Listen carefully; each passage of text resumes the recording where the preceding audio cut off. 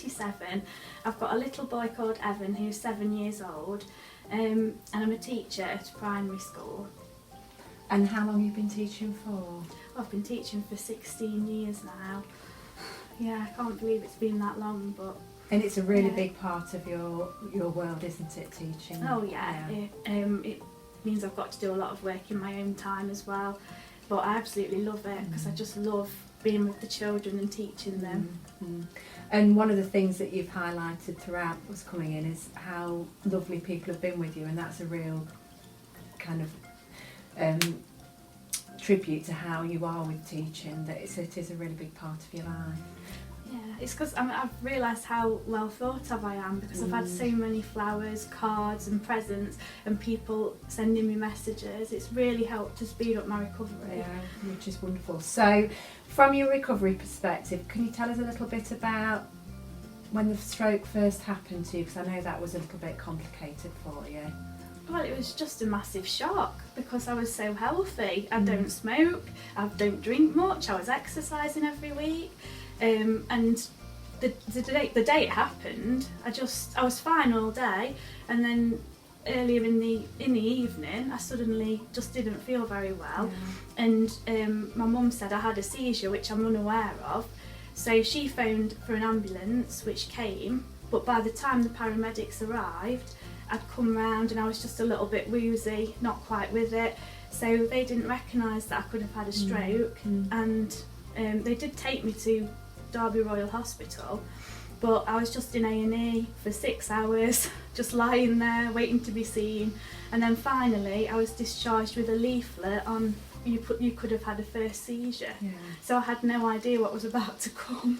And I think it was quite traumatic for both you and your mum, because your mum could almost see it starting and saw the whole event in front of her, and then you came home, didn't you, and this is over the Christmas period, and then it happened again, didn't it, the following day? Do you want to tell us a bit about that? Yeah, so my mum said that she recognised that I wasn't quite with it, but I don't really remember a lot. All I can remember is I had a headache, and all of a sudden my right arm didn't feel quite right.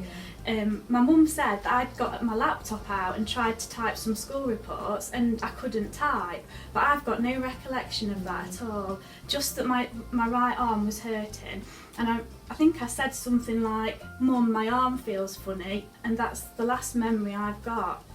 But my mum says that she phoned for the ambulance and the paramedics were amazing. They must have recognised that something wasn't quite right, and it might have been a stroke. So they took me straight into the ambulance, and Mum said they just stood and watched me because they could obviously see. And then Mum said I had another seizure, and they were injecting things into a cannula. Rushed me straight into resource, straight for a CT scan, which showed that I'd had a stroke, a blood clot in the vein. So you had the clot, but then there was also a backflow of blood which caused a hemorrhage to kind of the front of your brain, so you had a little bit of a double whammy, and you've improved so well from that, thankfully. And then in hospital it wasn't plain sailing for you either, was it? Unfortunately, it was quite traumatic then, wasn't it, with how you were reacting to the stroke? Well, I think I went through so many emotions. At first I was completely in denial, because the consultant told me, he showed me on a screen in my scan, and he said, "Oh look, there's a blood clot in a vein in your brain," but still I didn't realise that was particularly serious. So when I was back on the ward, the first thing I did was texted my job share and said, "I'm really sorry that I've not done the reports, but I've got a blood clot on my brain," as if it was nothing.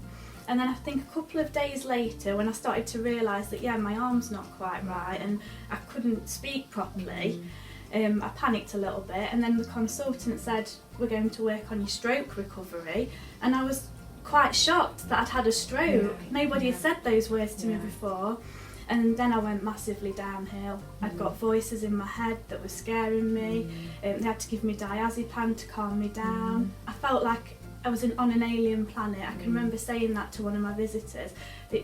Nothing seemed right, and I kept spilling things because I couldn't use my hand properly. I really struggled in hospital. Well, and particularly because I'm needle phobic.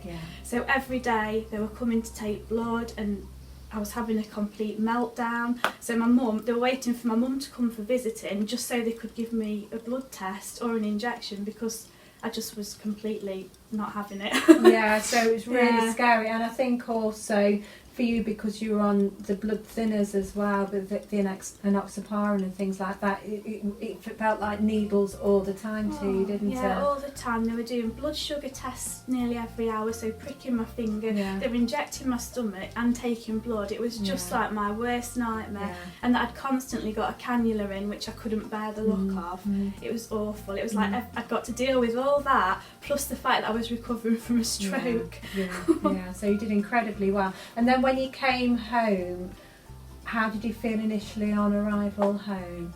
I was absolutely terrified because I came straight to my mum's. I'm still not back at my own house yet because although I've probably got more confident, I still like to be where I feel secure. But when I first came home, I couldn't read anything, I couldn't write, my maths ability was 0. My speech was okay, but I just didn't want to leave this house. This was my safe haven. I didn't want to leave Yeah. my mum's side. Yeah. I wouldn't let her go anywhere because I just thought, what if I get ill again? I need someone here in case they see that I'm not right.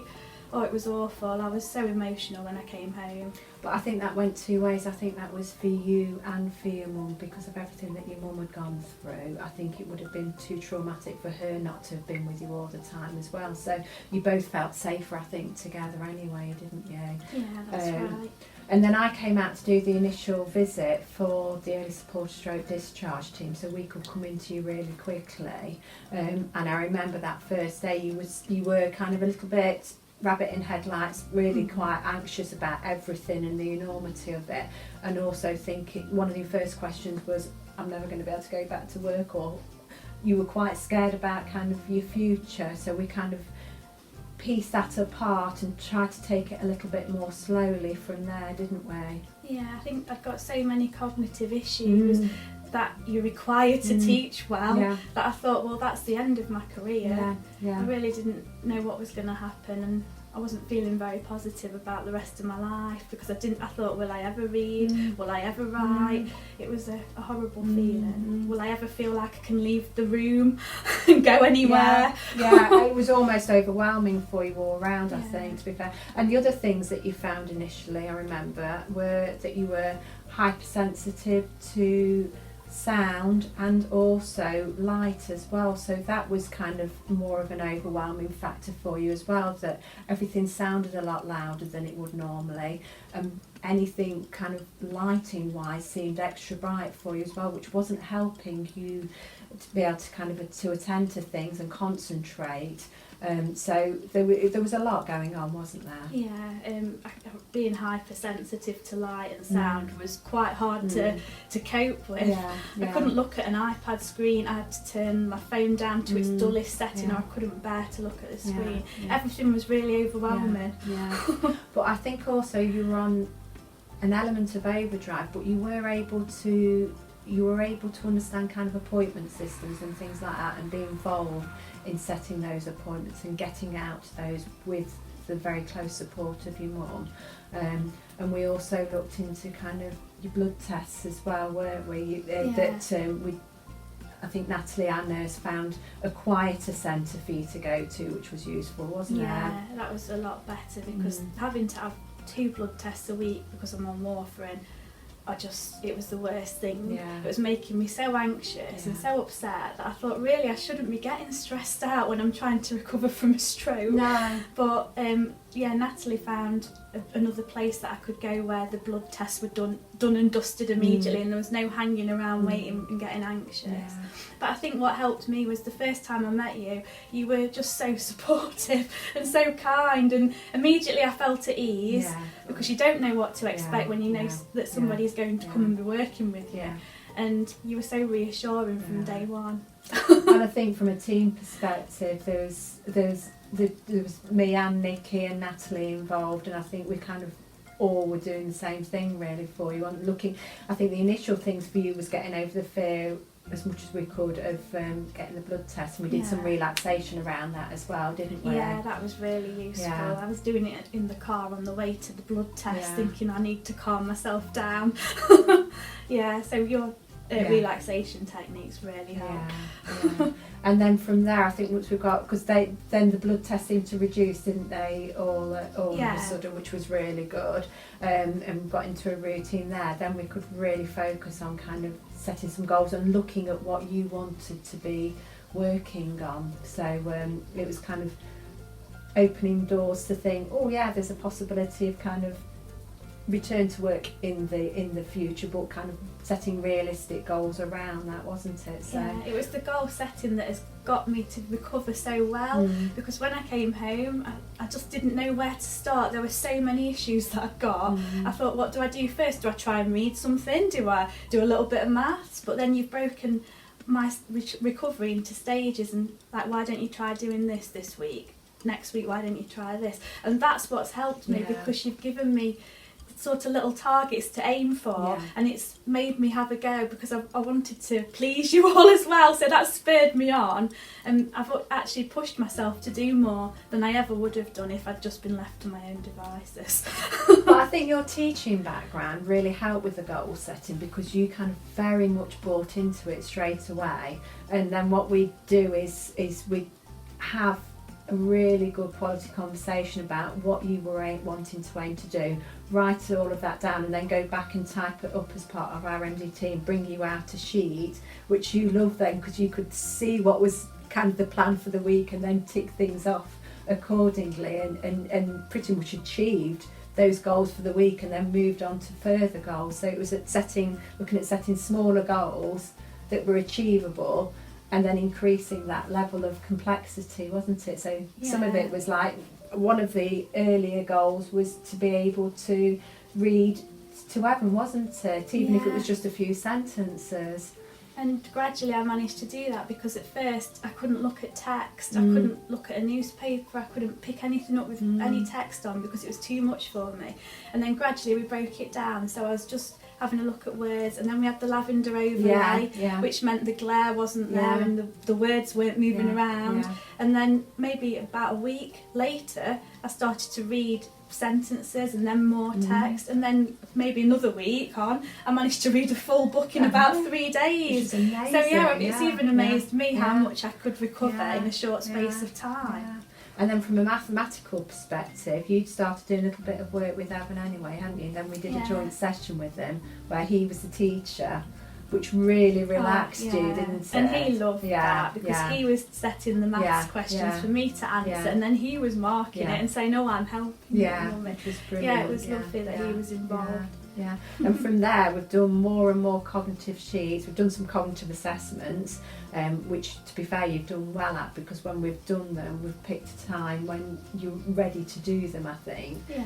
But you've set yourself so many cognitive sheets to do, which we've supplied, and you've just done those as and when you want to.